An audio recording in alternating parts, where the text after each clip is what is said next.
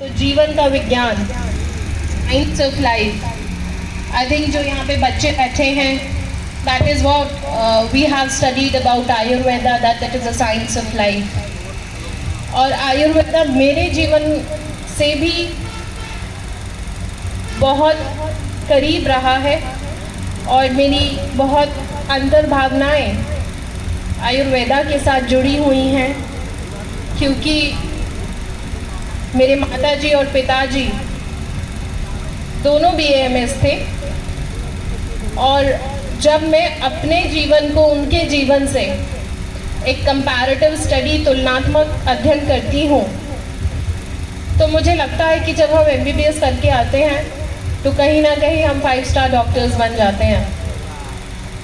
लेकिन जो आयुर्वेदिक डॉक्टर्स होते हैं, सही रूप में, सही मायने में अगर सेवा भाव से वो कार्य करते हैं तो कहीं ना कहीं सिर्फ और सिर्फ आयुर्वेदिक डॉक्टर्स करते हैं। क्योंकि मैंने अपनी माताजी को सुबह से शाम तक सिर्फ और सिर्फ सेवा परमो धर्म की पद्धति पे चलते हुए देखा है। कहीं ना कहीं जो MBBS डॉक्टर्स होते हैं उनके मन में पेशेंट्स के प्रति, मरीजों के प्रति जो संवेदनशीलता है वो कम हो जाती है, क्योंकि हमको फर्स्ट ईयर से वेस्टर्न कल्चर में, वेस्टर्न स्टडीज़ में, वेस्टर्नाइजेशन में पढ़ाया जाता है। कैडेवर्स को निर्दयी भावना से काटना सिखाया जाता है और उसी तरह से एनाटॉमी को और फिजियोलॉजी को आगे पढ़ना सिखाया जाता है। पर आयुर्वेदा जो हमारे संस्कार से, हमारी संस्कृति से, संवेदनशीलता से सदैव जुड़ा रहा है, लोगों की भावनाओं से जुड़ा रहा है, ऐसे उपस्थित यहाँ चिकित्सकों को भी मैं नमन करती हूँ। आयुर्वेदा का और भगवान धन्वंतरी जी का जो जोड़ है वो आप सब जानते हैं, मुझे बताने की ज़रूरत नहीं है। जब हम दिवाली के जो फेस्टिविटीज़ हैं वो शुरू करते हैं, मुझे नहीं पता यहाँ बैठे हुए बच्चों में, छात्रों में कितने लोगों को पता होगा, लेकिन जो दिवाली का कार्यक्रम है, जो दिवाली की फेस्टिविटीज़ हैं, वो हम धनतेरस से शुरू करते हैं।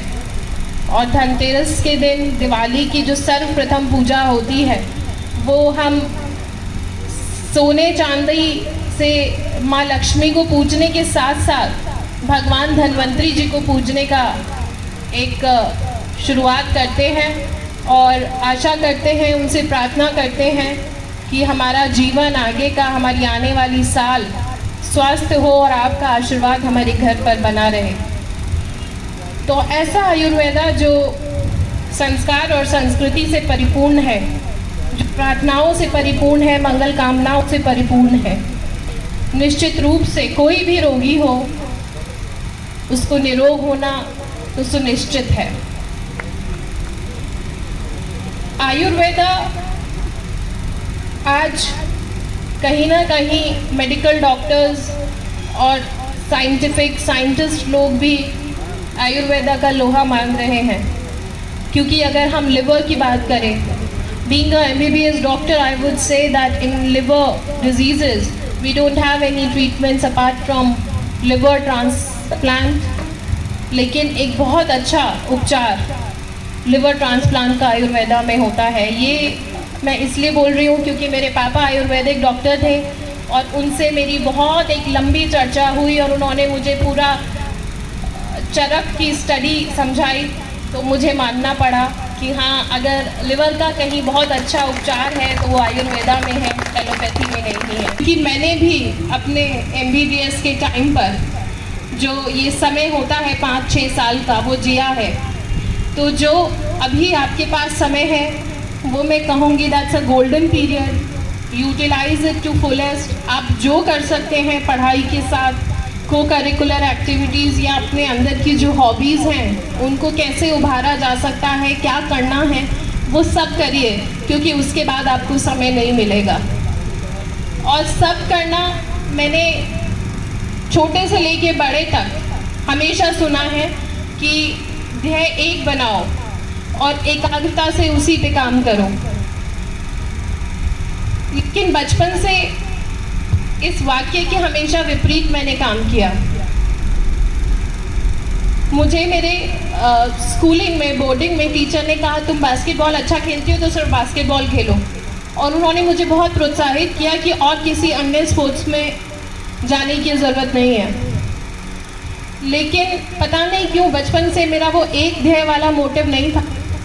मुझे लगा मुझे हॉकी भी खेलना है, मुझे स्विमिंग भी करना है। So I played hockey and I played hockey that well कि मैंने 3 साल कॉन्टीन्यूसली नेहरूज खेला, और स्विमिंग में भी मैंने, जब तक मैं विद्यालय में रही, मैंने हर साल स्विमिंग में भाग लिया। बास्केटबॉल की मैं अपने स्कूल से ऑथराइज्ड प्लेयर थी। तो जो आप अपना जीवन है उसको केवल शिक्षा को एक माध्यम ना बनाकर, क्योंकि हमारी भारतीय संस्कृति में और हमारे आयुर्वेदा में भी ये मानना रहा है, आयुर्वेदा को अगर हम बोलें तो बहुत एक लंबा वर्णन है हर चीज़ में। चरक संहिता में चरक जी ने वर्णन किया है कि हमें दिन में कलर्स कौन से पहनने हैं। जैसे वेंसडे को हमें ग्रीन पहनना है, और मंच पे मैं देखती हूँ आज शायद आयुर्वेदा को कनेक्ट करने के माध्यम से काफ़ी लोग ग्रीन पहन कर आए हैं। ऐसे ही उन्होंने खेल को, स्पोर्ट्स को जीवन का एक मूल भाग बताया कि अगर जीवन स्वस्थ रखना है तो एक्सरसाइज करो, खेलो। तो पढ़ाई के साथ साथ आप सब लोग स्पोर्ट्स में ध्यान दीजिए, जो करना है वो कीजिए। अगर सामने के